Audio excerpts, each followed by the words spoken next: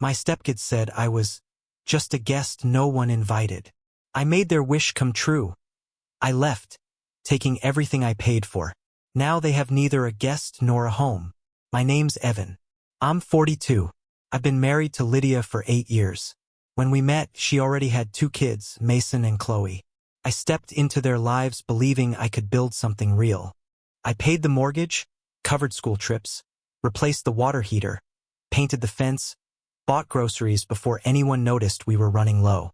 I thought love and effort could replace blood. I was wrong, and I realized it too late.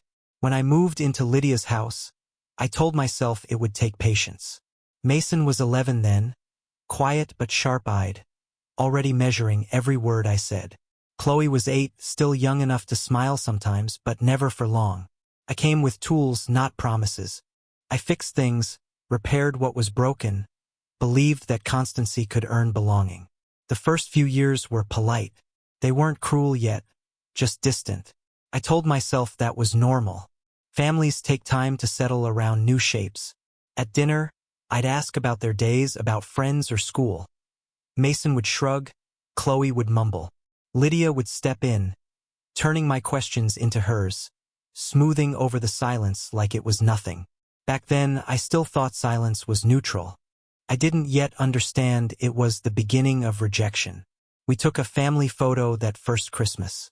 Lydia insisted. Matching sweaters, the tree lit behind us, fake snow on the windows. I remember the photographer telling us to get closer.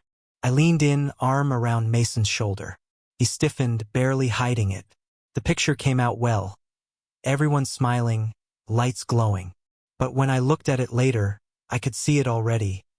The gap between bodies, the tension hidden beneath the pose. That photo stayed above the fireplace. Lydia dusted it every week. I stopped looking at it after the 3rd year. I thought time would fix it. I believed that if I kept showing up, kept driving Mason to practice, kept paying for Chloe's music lessons, kept being the man their father wasn't, they'd eventually see me. They'd feel it. Gratitude, affection, something. But the longer I stayed, the more invisible I became. Mason started calling me him when talking to his mother. Is he picking us up? Did he pay the bill? Never Evan. Never stepdad. Just he. Like a necessary nuisance.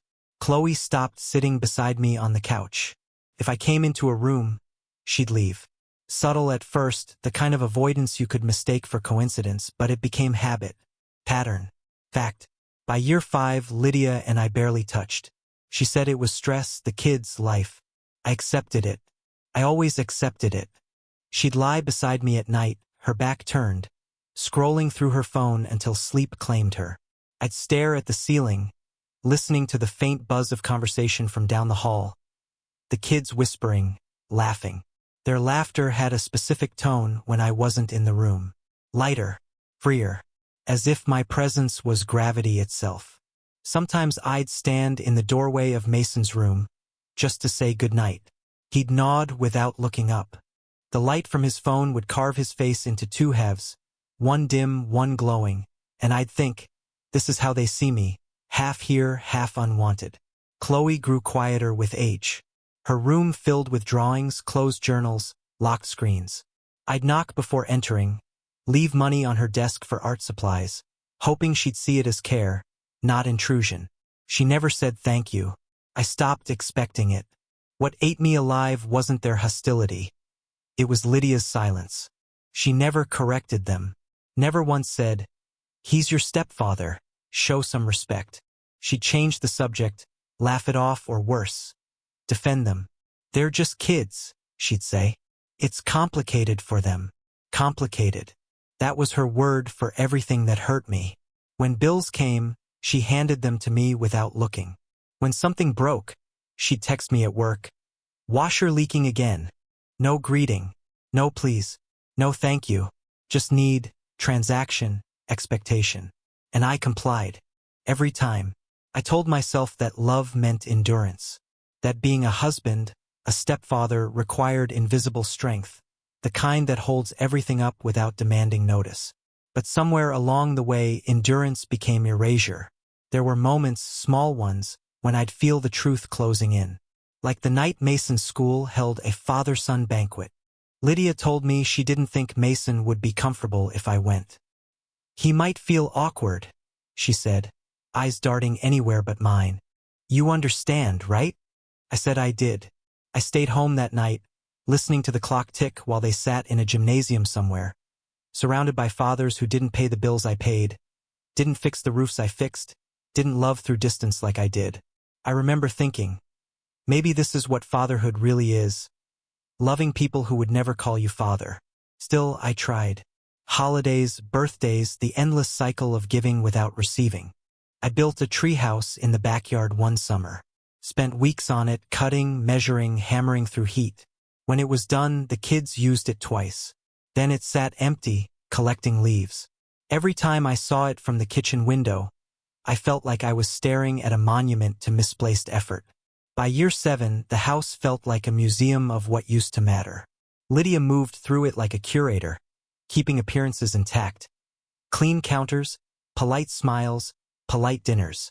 But the warmth was gone. Even the air between us felt staged.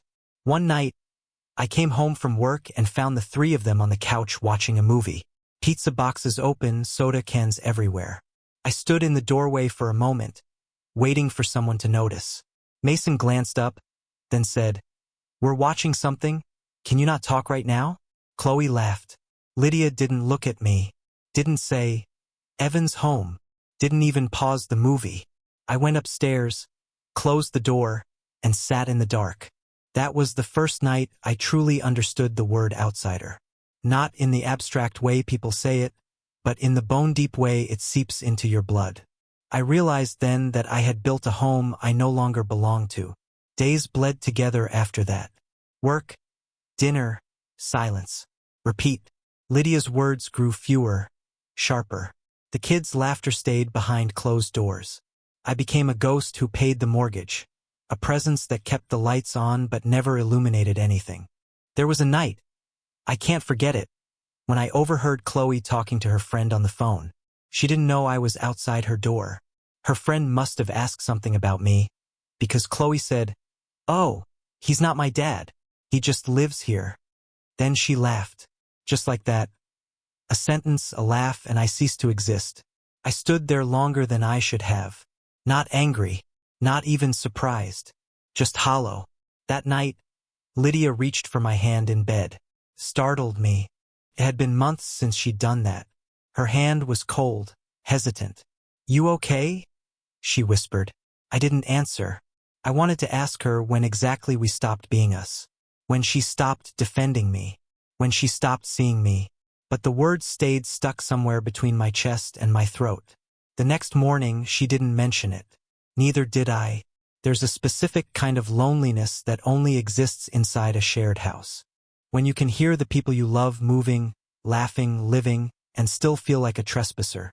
That's what my life became. Quiet trespassing. Paying to stay in a place where my presence had expired. Sometimes I'd drive at night, just to breathe. Park by the river and watch the reflections of other families through lit windows. Silhouettes around tables. The hum of ordinary affection. I'd wonder if I had mistaken obligation for love. Maybe I was never meant to belong. Maybe I had built everything on borrowed ground. By the time the 8th year arrived, I'd stopped fighting it. The distance wasn't growing anymore, it had finished growing. It had settled into permanence. We were a family in photos, strangers in practice. And I began to count the days not by what we shared, but by what we'd lost. The house I built stopped feeling like mine long before I ever left it. And maybe that was the cruelest truth of all, that I could build every wall, pay every bill, and still remain the ghost in every picture frame. It happened quietly, the way cracks spread through old glass, slow, invisible, until the whole pane gives out in silence. I came home early that evening. The sky was still pale, the air thick with that half-light between day and night when everything feels softer than it really is. I parked outside, sat for a moment in the car, and listened to the hum of voices drifting through the living room window. Laughter, a movie playing, the smell of pizza rising through the open vents. For a second, I almost turned the key back in the ignition and drove away. Inside, They were on the couch. Lydia in her robe, Mason sprawled with a slice in hand, Chloe curled against the armrest. The screen flashed across their faces, all warmth and motion. None of them noticed me at first. I stood by the doorway, still wearing my work jacket, invisible again. Then Mason looked over, eyes flat and tired. "Oh," he said, "you're home." Just that. No smile, no space on the couch offered. Lydia didn't even pause the movie. I tried a joke. "Guess I'm late to the party." Mason smirked. "You're just a guest no one invited." Chloe laughed, small and mean. Lydia said nothing. Not a word, not even a glance. Her silence was approval disguised as fatigue. I felt the sting rise up my throat, but I swallowed it. I'd learned that in this house, emotion only made you smaller. I went upstairs without another word, sat on the edge of our bed, and stared at my hands until the house went quiet again. Somewhere below, credits rolled. Someone shut off the lights. The silence that followed wasn't peace. It was a verdict. That night I dreamed of walls, the same walls I'd painted, insulated, repaired.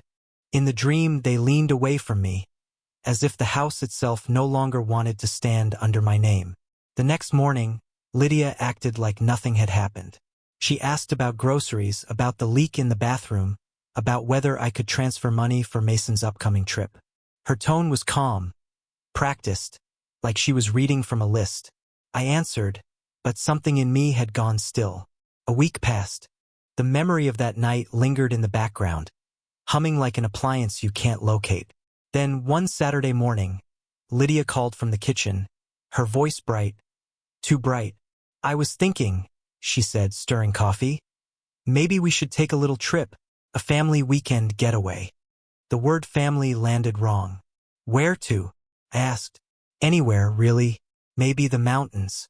Mason's been stressed, Chloe too. Could help, bring everyone together again. I studied her face. There was something rehearsed in her smile, like she'd practiced this pitch in her head. "Bring everyone together," she said, as if we weren't already living in the same house like strangers. "Why now?" I asked. She hesitated. "Because the kids need to feel like you belong." It was the way she said it. Not we, not our family. The kids need to feel like you belong. Like belonging was a performance staged for their comfort.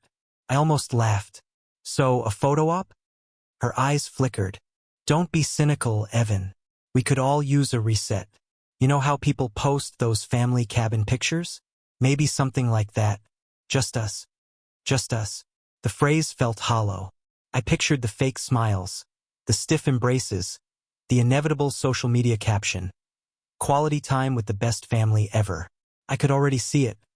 Me in the background, holding the camera bag, half cropped out of every **T. I didn't answer right away. Lydia took my silence as resistance. "Please," she said softly. "It would mean a lot to them. To them. Always to them." I nodded eventually, not out of agreement but exhaustion. She smiled, relieved, and began talking about dates, reservations, routes. Her voice faded behind the sound of my own thoughts. Low, steady. The rhythm of someone realizing there's no fixing what's already gone. That night, I sat in the garage with the lights off. The smell of oil and dust clung to everything. On the workbench lay the old photo from our first Christmas together. Edges curled, colors fading. I ran my thumb along the glass. Lydia's smile still looked real then. Mason's was forced but tolerable. Chloe was leaning against her mother's shoulder, small, trusting. And there I was, hand on Mason's back, a little too proud, a little too hopeful. I stared at that version of myself until the weight of it became unbearable. I thought about all the things I'd given without question. The new roof, the tuition, the vacations, the quiet apologies I'd made just to keep the peace. I thought about how every gesture had turned invisible the moment it was done. And for the first time, a thought I'd buried for years came rising, sharp and cold. What if I just stopped? Stopped paying, stopped fixing, stopped showing up? Would they even notice? Or would the house simply absorb my absence like it had absorbed everything else? The following days were a slow drift. Lydia began making plans for the trip. She sent links to cabins, asked me to book time off. Mason ignored me completely, though I caught him once scrolling through messages on his phone, smirking.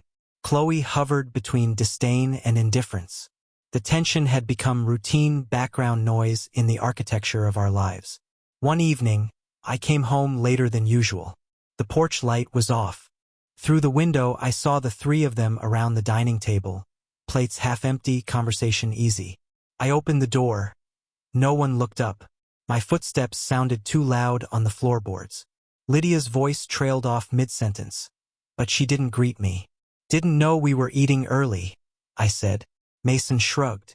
"We thought you'd eat out or something." "I work late, not out," I replied. He didn't answer. Chloe giggled. Lydia said quietly, "There's leftovers." Leftovers.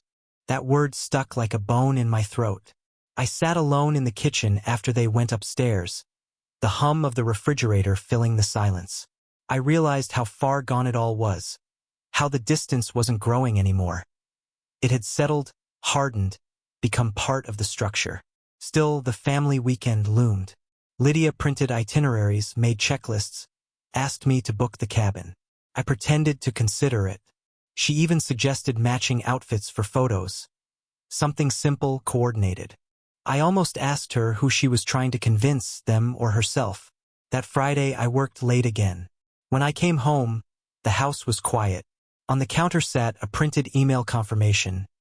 Mountain View Retreat, 2 nights, family cabin. My credit card listed as payment. Lydia's handwriting at the bottom read, "Can't wait. Love. L." I don't know what broke me more, the fake affection of that note or the casual expectation beneath it. I went upstairs. She was asleep, phone in hand, the glow still faint on her face. Messages open. Mason, Chloe, plans, jokes about the trip. My name never appeared once. I stood there watching her breathe, and it hit me with a clarity that left no room for denial. I wasn't her partner anymore. I was her financier, her proof of stability, her silent background in the family portrait. The next morning, she asked if I'd packed. I said yes. I lied, because in truth, I was already packing something else inside me. The quiet decision to end it, to reclaim what I'd spent my life giving away. They went about their day unaware, laughter drifting through the walls again. Mason shouting, Chloe's music too loud, Lydia humming along in the kitchen. It sounded like happiness if you didn't listen closely. But underneath, something inside me was shifting, slow and final.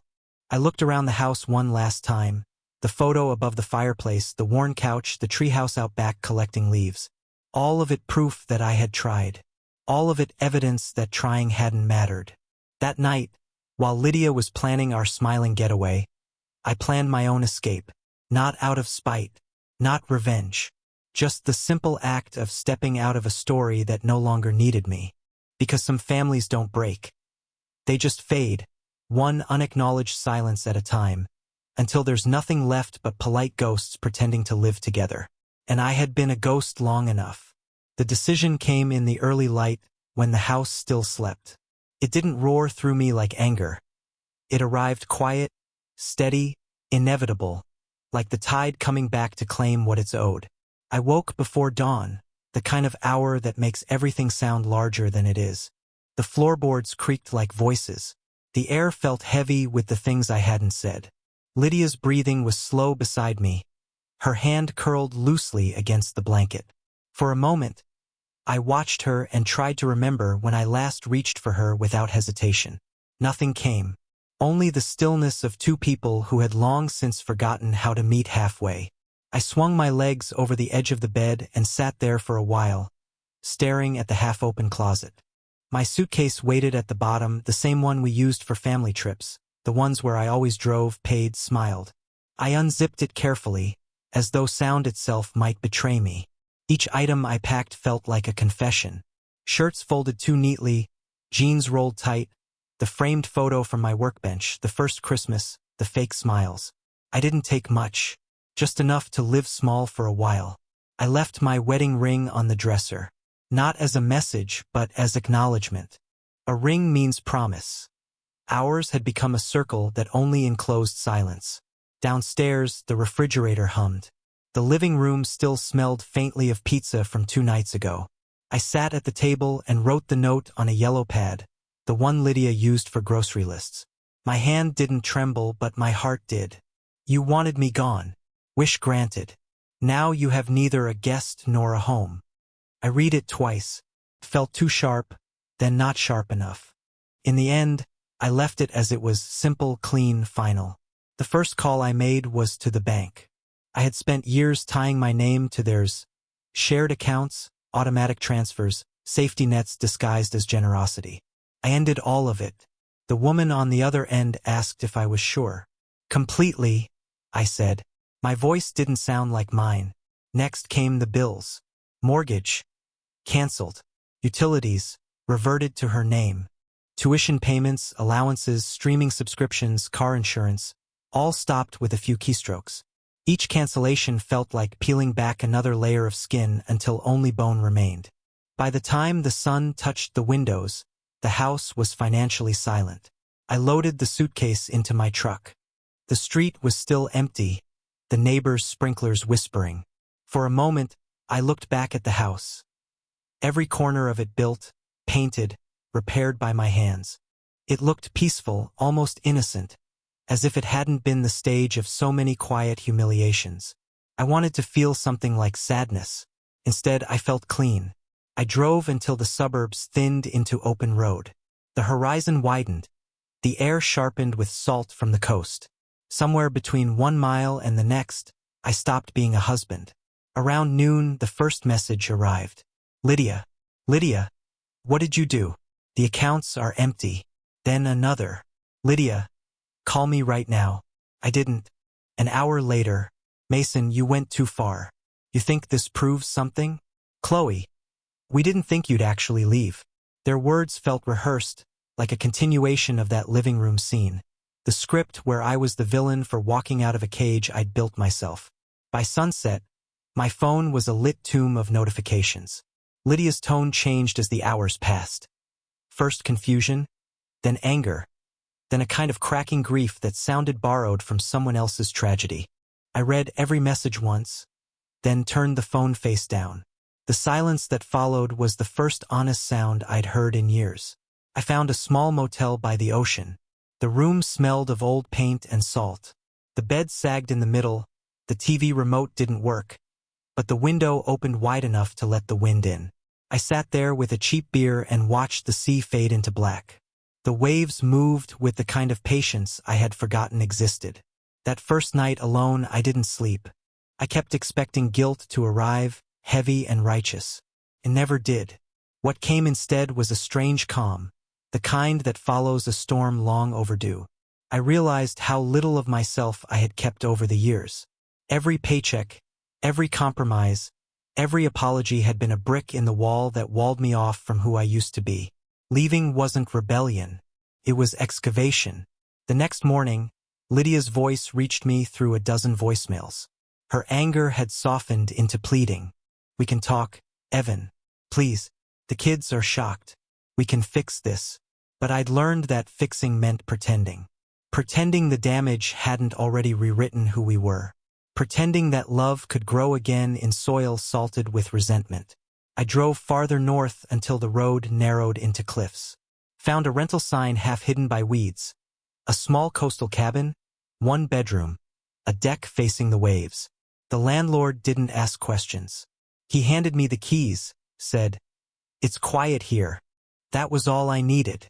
For weeks, I lived with the rhythm of tides instead of voices. Fixed engines at a local auto shop, spent evenings walking the beach with a mutt the owner's dog had fathered. A creature as unwanted as I'd been. He followed me home one day and never left. I named him Bristle, maybe because he reminded me of myself, wary, but still willing to stay close if treated gently. Lydia's emails grew longer. The kids' messages shorter. Guilt takes different shapes in everyone. Mason's came as defiance, you had no right. Chloe's came as silence, the kind that stretches across months. Lydia's was nostalgia dressed as regret. We were good once. Remember the cabin? The first Christmas? Maybe we lost our way. I didn't answer. Not because I wanted to punish them, but because I finally understood silence could belong to me too. Sometimes, late at night, I'd imagine the house without me. The unpaid bills stacking on the counter. The roof needing repairs. The emptiness that echoes louder than laughter. I wasn't proud of the image, but I wasn't ashamed either. Consequences have their own morality. One afternoon, after 3 months, I drove back through town. Just curiosity. The house looked smaller. The lawn was overgrown. Paint peeling from the porch I once rebuilt. A for sale sign leaned in the yard. I didn't stop. I didn't need to. I had already taken everything that mattered myself. On the drive back to the coast, the sky broke open with rain. I pulled over, rolled the window down, and let the water hit my face. It felt like the world's first honest blessing. By evening, I was home again. My new home, the one that didn't ask for anything but presents. Bristle slept by the fire. The sound of the ocean came through the cracks in the door. I sat with a cup of coffee gone cold and realized that, for the first time in years, no one depended on my exhaustion. Lydia might call again. Mason might rage. Chloe might one day understand. Or not. It doesn't matter. Because leaving wasn't revenge. It was mercy for all of us. And if they had to lose everything to finally see what they had, then maybe the empty house would be the best teacher I ever left behind. 3 months have passed since I left. The ocean has a way of measuring time differently, not by days or deadlines, but by the rhythm of tides, the erosion of shorelines, the sound of waves that never repeat the same pattern twice. I wake to gulls, to wind pushing through the thin curtains, to a world that doesn't need anything from me. My new place is small. A single room that smells of salt and machine oil. The floorboards slope near the door, the window leaks when it rains, and the heater rattles like it's remembering how to work. But it's mine. Every imperfection is honest. Every creak a reminder that I exist inside something that doesn't demand perfection. I work at a local auto shop now. The pay is modest, but the work is clean, tangible. When you fix an engine, it thanks you with sound. You know immediately if you've done something right. That's more than I ever got from the family I tried to build. There's a kind of peace in the simplicity. Mornings start with black coffee and the sound of Bristle's paws against the porch. He follows me to the beach sometimes, chasing gulls he'll never catch. I envy him, the purity of his want, the lack of confusion in his loyalty. He doesn't love in halves. The town knows me as the quiet mechanic by the cliffs. No one asks where I came from. People here have their own ghosts. They recognize one of their own when they see him. The older man who runs the bait shop nods each morning, as if we've been sharing silence for years. That's the thing about small towns. They let you exist without explanation. Night, I read. I walk. I listen. Sometimes I sit on the deck and watch the horizon disappear. The sea at dusk looks like forgiveness, vast, unreachable but real. The air tastes different here, cleaner, honest. Still, there are nights when memory drifts in like fog. It doesn't ask permission. I'll be drinking tea, the radio low, when suddenly I see the living room again. Mason's smirk, Chloe's laughter, Lydia's stillness. It hits me in fragments. The weight of her hand brushing mine once at the sink, the smell of her hair when we first met, the sound of Mason's bike tires on gravel that summer I taught him to ride. Ghosts of small tendernesses buried under years of neglect. I don't hate them. Not anymore. Hate is too loud, too demanding. What I feel now is quieter, like the ache of a healed bone when the weather changes. They live somewhere beyond that horizon, in a house that might be empty or sold, or filled with someone else's voice. I don't check. I don't need to.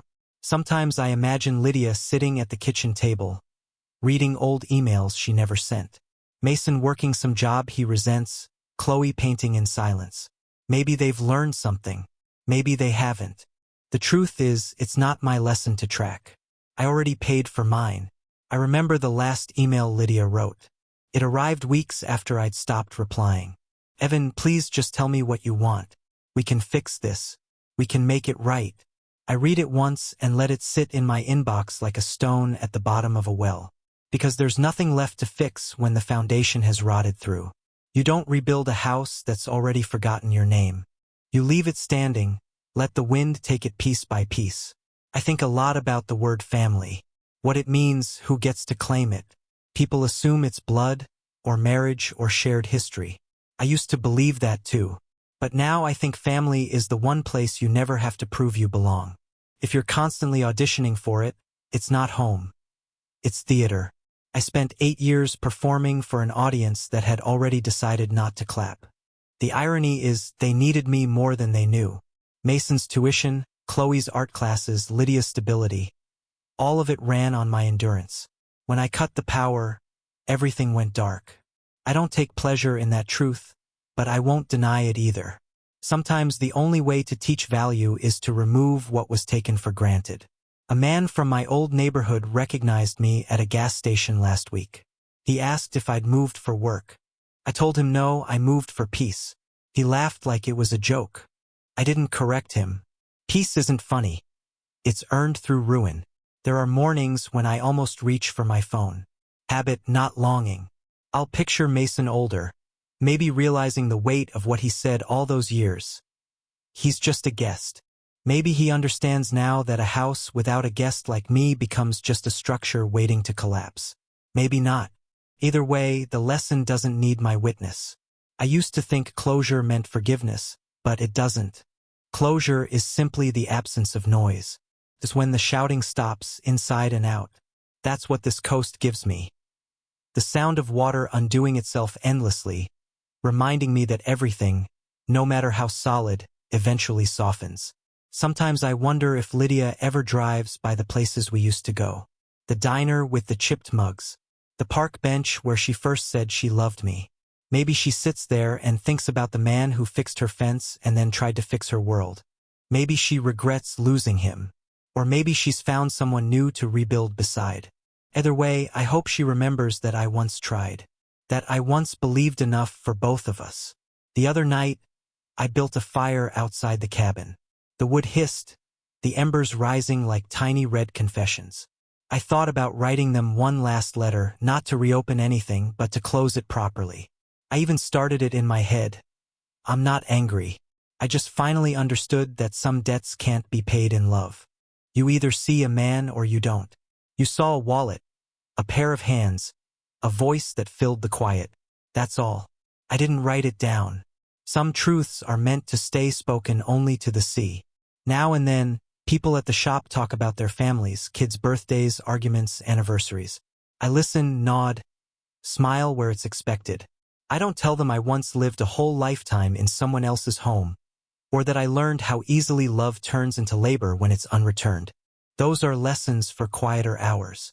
Bristle nudges my leg as I write this. The sky outside is bruised with evening. The sea keeps breathing. I think about how everything I lost has made room for something else. Not joy, exactly, but stillness. And maybe that's better. Stillness doesn't lie. If Lydia ever writes again, I might answer. Not with anger, not with hope, just with truth. I'd tell her that family isn't who shares your blood, or your bed, or your name. It's who never makes you feel like a guest in your own life. I'd tell her I finally came home, just not to her. And if she reads that and feels even a flicker of understanding, then maybe all those years weren't wasted. Maybe they were the price of learning what belonging truly costs. So here I am, 42, sitting by the sea with a dog at my feet, a cup of coffee cooling beside me, and a heart that no longer apologizes for wanting peace. Tell me, if you were in my place, would you have stayed? Would you have kept paying, kept pretending, kept smiling for a family that only saw the shape of your absence? Or would you have done what I did, walk away, finally into the silence that feels like freedom? Because sometimes the only way to save yourself from a house built on borrowed love is to burn the blueprint and start again.